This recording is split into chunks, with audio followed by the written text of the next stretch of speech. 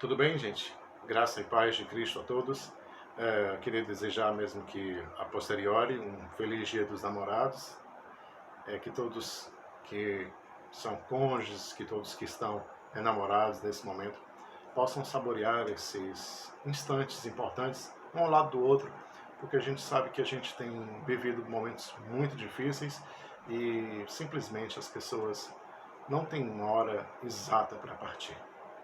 Não é uma determinação divina, não é um decreto universal, mas é simplesmente um monstro que se espalha pela humanidade inteira e tem tragado muitas e muitas vidas, e muito mais naqueles que são mais irresponsáveis e mais negligentes e que simplesmente ignoram esse tipo de mal que tem sido os nossos dias atuais. Eu queria ler um texto com você da Epístola aos Efésios. Se você quiser acompanhar comigo no capítulo 6, somente o versículo 5. Diz assim: Escravos, obedeçam aos seus senhores terrenos com respeito e temor, com sinceridade de coração, como a Cristo.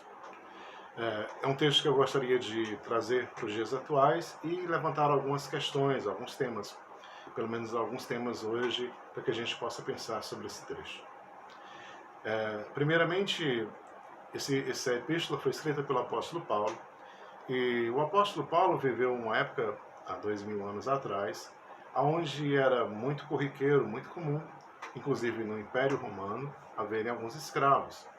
Haviam escravos entre os judeus, claro, numa outra perspectiva, numa outra cultura, numa outra visão, e haviam também escravos entre os romanos.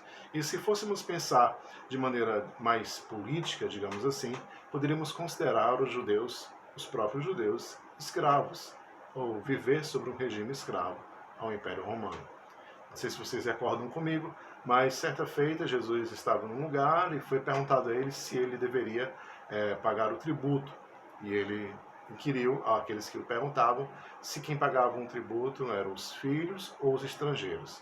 E aí surge a questão: ele era um filho da terra e tinha que pagar o tributo da terra. E os estrangeiros eram que recebiam o tributo dos filhos. O próprio Jesus levanta esse ponto. Então, a gente também não pode ficar de braços cruzados diante de algumas questões que são levantadas. Então, hoje eu gostaria de pensar com você sobre o que é ser escravo, o que é a escravatura e por quanto e tanto tempo ela existiu. Primeiramente, a questão de escravidão, ou de escravos, ou de se ter escravos, sempre existiu. Em todos os grandes impérios, em todas as grandes nações, dominações, houveram escravos. Com vários intuitos, claro. Haviam escravos para se apresentar um triunfo sobre o império dominado. Havia escravos para se fazer moeda de venda, moeda de troca no comércio. Haviam escravos para se explorar de alguma maneira, de alguma forma. E haviam escravos para o trabalho manual, para o trabalho corriqueiro, para o trabalho braçal, né? Nós podemos encontrar entre os persas, entre os gregos, entre os romanos, entre os judeus, entre os babilônicos. Não sei se vocês recordam bem, mas a gente vai encontrar Daniel, né?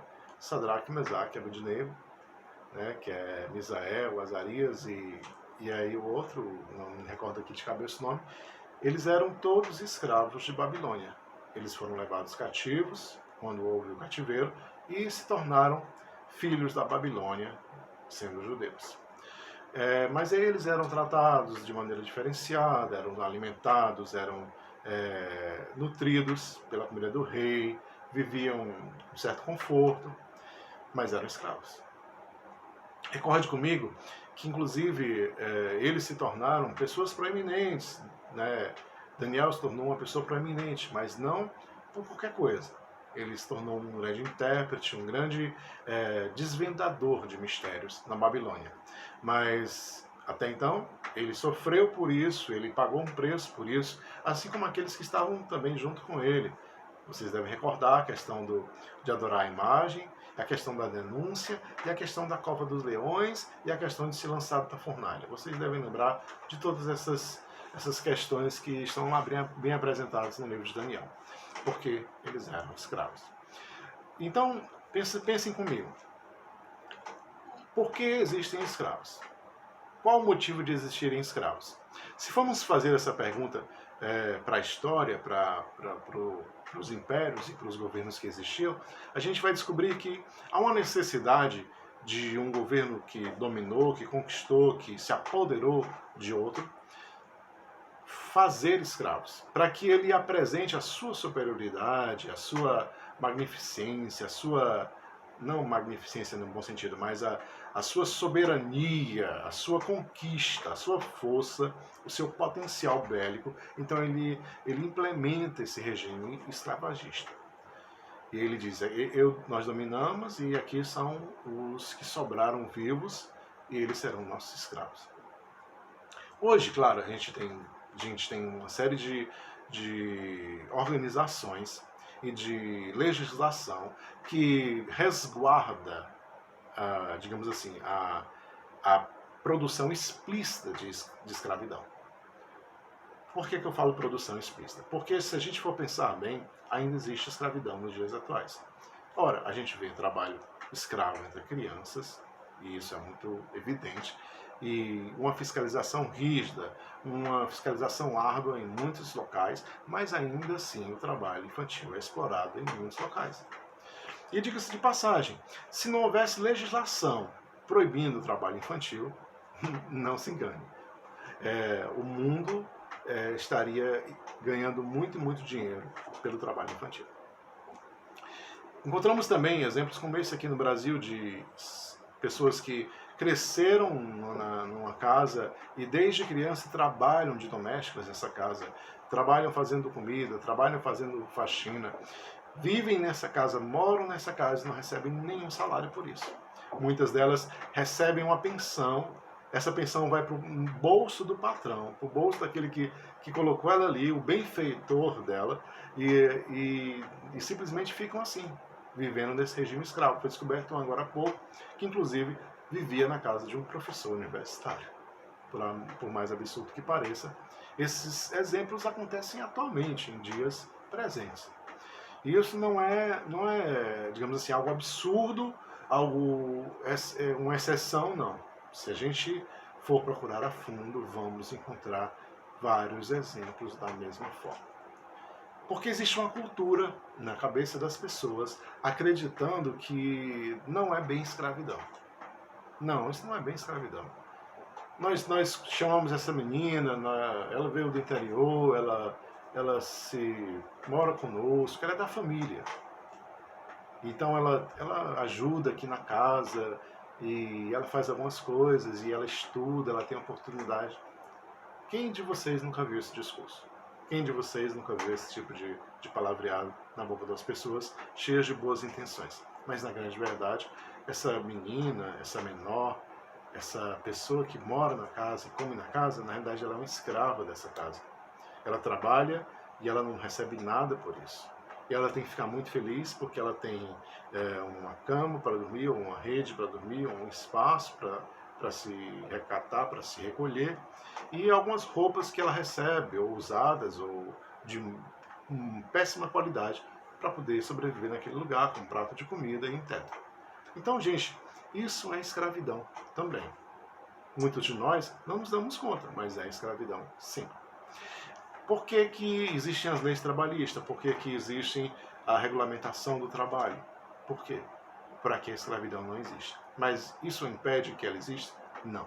Ela só é uma fiscalização, ela só é um olho sobre todos os estados para que a gente tenha pelo menos uma consciência, um bom senso do que é escravidão e do que não é escravidão. Vamos pensar um pouco mais. A escravidão, ela também se manifesta nas relações. Hoje, por exemplo, a gente vive aqui um Dia dos Namorados e estamos vivendo uma pandemia já há mais de um ano.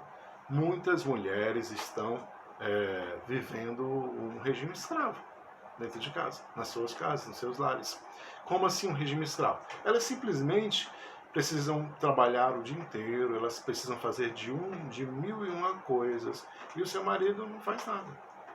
Por quê? Porque ele entende que ele não precisa fazer coisa alguma.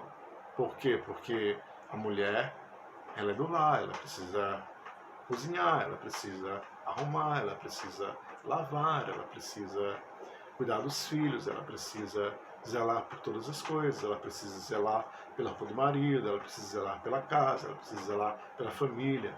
E, e isso é o natural.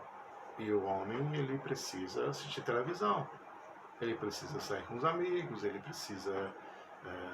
a gente pode achar até um pouco absurdo esse tipo de comentário e tratar assim, não, isso é só uma cultura machista, mas isso acontece em muitos lares. E quando isso é questionado, isso é, digamos assim, colocado em pauta, muitas vezes a violência aparece. Ou seja, é um regime escravo. Mas enfim, eu queria que você pensasse hoje, se escravatura ainda existe, e a gente vê que ainda existe, ainda é presente, quem são os dominadores? Hoje você é um dominador, hoje você é um escravo. Aí você diz, não, hoje eu sou um escravo. Hoje eu sou um dominador em alguns aspectos, mas eu preciso reformular a minha conceituação. Mas deixa eu te fazer pensar em outra coisa. Na época da escravatura, na época dos navios negreiros, na época dos bandeirantes, que eram verdadeiros assassinos que transitavam entre nós, os conquistadores, aonde são tão homenageados nas nossas praças e por aí afora, nossas ruas, e não deveriam ser, eles usavam a mão de obra escrava com o intuito de ganhar mais dinheiro, de colher cana-de-açúcar, de colher café, de usar nas minas. Eles procuravam explorar a mão de obra e tirar proveito máximo com isso. Hoje, qual é a mão de obra explorada? Hoje, de onde se tira o proveito máximo? Se a gente pensar bem, os escravos hoje são os operários atuais. Pessoas que dedicam a vida inteira a trabalhar, a vida inteira a viver uma rotina de acordar cedo, de cumprir horário, de fazer tarefas, e nunca refletem um momento sobre isso. Nunca refletem um instante sobre a sua vida, sobre o que estão fazendo. Uma crítica de Max Weber sobre o cristianismo é exatamente essa. Por quê? Porque na época que surge a Revolução Industrial, na época que começam a sair as pessoas do feudo, do sistema feudal e partir para as indústrias, acontece uma conversão muito grande. Então era interessante, e olha só, uma curiosa, era interessante para os donos das grandes indústrias, para os donos do grande negócio, que as pessoas que trabalham, para os seus operários, deixarem as tabernas, deixarem a bebida, deixarem a sua vida de boemia e se dedicassem à religião. Para quê? Para que eles pudessem render muito durante toda a semana. Se a gente pensar bem, existe toda uma questão entrelaçada sobre isso. Sobre a questão do trabalho, sobre a questão do capital, sobre a questão do serviço, sobre a questão de ser servil. Então hoje eu queria te provocar a pensar e a criticar sobre isso. A pensar o que é escravidão. Será que hoje eu não passo e eu não sou simplesmente um escravo daquilo que eu planejo, um escravo daquilo que eu desejo, um escravo daquilo que eu almejo?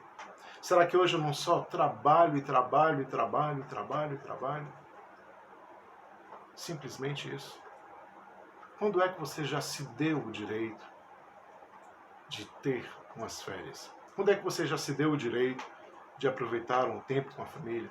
Quando é que você já se deu o direito de sair sem ninguém te perturbando no telefone, sem ter que responder mensagem, sem ter que responder e-mail, sem ter que cumprir compromisso e simplesmente parar no tempo e olhar o tempo à sua volta? Será que hoje você não é escravo do tempo? Será que hoje você não vive aprisionado ao corre do dia a dia? Será que todo o dinheiro que você tem ganho faz a diferença toda? Porque hoje em dias atuais a gente vive um momento que simplesmente em alguns poucos dias uma vida vai embora por conta de doença chamada Covid-19. E aí eu te pergunto, será que vale a pena tanto dinheiro guardado e nada aproveitado?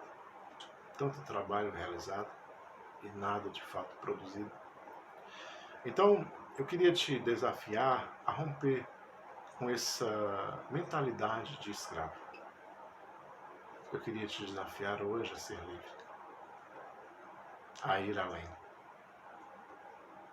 a simplesmente revoltar-se com a rotina esmagadora da vida. Hoje, eu queria te desafiar a não simplesmente largar a rocha que Sísifo sobe a colina todos os dias, mas também olhar do alto da colina que existe algo além, muito além. Então, a liberdade é um conceito que foi criado entre os gregos e entre os judeus. E se eu for pensar com vocês, de maneira que a gente está traçando essa linha provocativa, a gente não vai encontrar na liberdade uma oposição à escravidão. Já pararam para pensar nisso? Porque muitos de nós, que nós somos pessoas livres, podemos abrir a boca e dizer somos livres, na realidade, somos escravos de muitas coisas. E eu te pergunto, o que hoje está te escravizando? E que falsa ideia de liberdade é essa? Que você não tem escolha nenhuma. Que relação é essa que você tem? Vamos falar em relação, a gente está aí no Dia dos Namorados. Que relação é essa que você tem com o outro? Que vive debaixo de um jugo e não tem nenhuma liberdade? Ou a liberdade que tem é uma liberdade amedrontada, é uma liberdade assustada, é uma liberdade rígida ao olhar do outro, porque caso contrário vai desandar completamente. Então hoje eu te desafio também a repensar o conceito de liberdade. Você é livre? Ou será que você é um escravo? E o que seria o oposto à escravidão? O que rompe o grilhão do aprisionamento da escravidão? Pense comigo hoje. A gente, quando se vê no seio da igreja, se vê no meio da religião, a gente se depara com uma ideia bem curiosa chamada a obrigação de amar. Já devem ter se deparado com isso. Muitas pessoas dizem, você tem a obrigação de me amar. E é curioso essa questão porque a gente meio que entende que o amor é um dever de todos nós. Nós temos o dever de amar os outros. E o cristão tem esse preceito, ele recebe esse preceito, digamos assim, de toda a cultura da cristandade. Mas a verdade é que o amor nunca pode ser um dever. Ele não funciona como um dever. E por que, como eu digo isso? Você pode olhar que entre as grandes e maiores, drásticas e assustadoras tragédias que a gente já vivenciou no mundo, você vai ver um pano de fundo religioso por trás dela. Você vai ver guerras santas. Você vai ver um genocídio, muitas vezes em nome de Deus. Você vai ver coisas absurdas que são tuteladas pela obrigação, pelo dever. Amor não pode estar ligado a dever. Amor não pode estar ligado à forma. Amor não pode estar ligado à diretriz. Não há essa ligação. Não tem nenhum tipo de elan. Eu queria hoje te convidar a ver o amor de uma nova forma. Como o oposto à escravidão. Quem ama de verdade ao outro não aprisiona. Quem ama verdadeiramente o outro dá ao outro a oportunidade de ser quem ele quer ser. Aí você pensa comigo, será que a igreja tem realmente amado? Será que eu, como igreja, tenho realmente amado ao meu próximo? tenho dado o direito a ele de ser aquilo que ele quer ser, sem formulações, sem obrigações, ou eu quero fazer com que ele seja obrigado a ser algo, porque ele deve ser algo, porque eu devo amá-lo, então ele deve se tornar algo apto para que eu possa amá-lo. Amor e dever não funcionam. O amor é um movimento maravilhoso da vida, que liberta a todos que estão à nossa volta. O amor é a capacidade de olhar para o outro e respeitá-lo, assim como ele é. Amá-lo assim como ele é. Esperar dele o melhor sempre, claro, mas ele sendo quem ele é. Hoje eu queria te provocar exatamente isso. Para você pensar o amor como oposição à escravidão. E questionar a ideia de liberdade. Será que eu tenho realmente liberdade? Será que eu sou realmente livre? Sabe por que Jesus nos torna livres? Sabe por que no Espírito de Deus nós realmente possuímos liberdade? Porque o movimento do Espírito é amor. Nos movemos no Espírito, no próprio amor de Deus. Descobrimos a liberdade porque descobrimos o mover do amor. Amém. Deus abençoe a vida de cada um de vocês. E eu queria fazer uma breve oração para a gente encerrar. Vamos orar comigo? Pai querido, eu quero te louvar, Senhor, por essa palavra, por cada coração que vai ouvi-la, no nome santo de Jesus. Guarda-nos, preserva-nos, Senhor, nas tuas mãos. Nós bendizemos ao teu nome, em nome de Jesus. Amém. Deus abençoe, tenha uma ótima semana, abençoada, cheia da graça de Jesus. Fale conosco para marcarmos o nosso encontro na sua casa. No nome de Jesus, eu te abençoo e que você tenha uma semana maravilhosa. Amém.